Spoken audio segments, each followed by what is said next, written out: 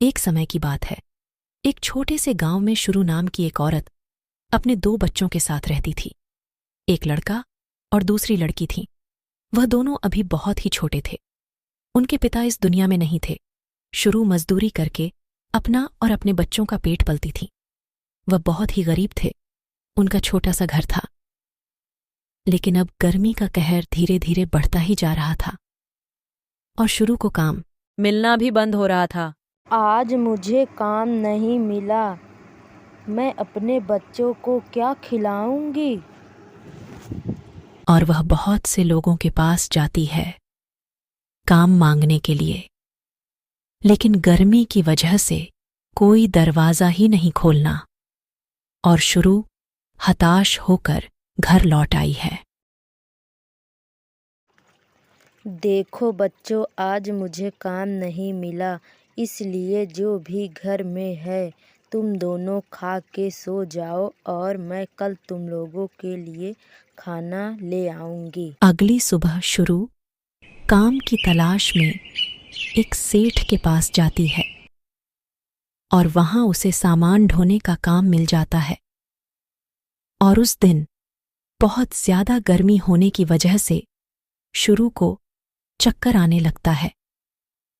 तभी उसके साथ काम करने वाला एक आदमी कहता है कि अरे शुरू बहन, तुम्हें तो चक्कर आ रहा है।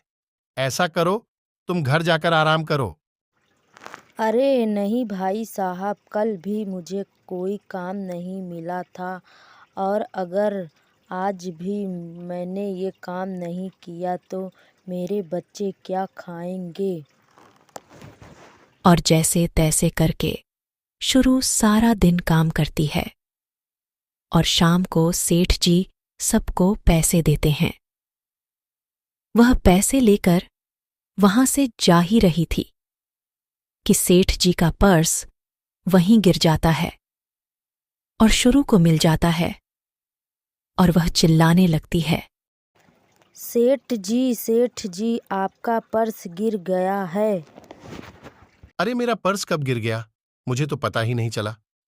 शुक्रिया, मेरा पर्स लौटने के लिए तुम्हें पता नहीं है। इसमें बहुत ही जरूरी कागज है। यह लो मेरे घर का पता। अगर तुम्हें काम करना है तो कल मेरे घर आ जाना।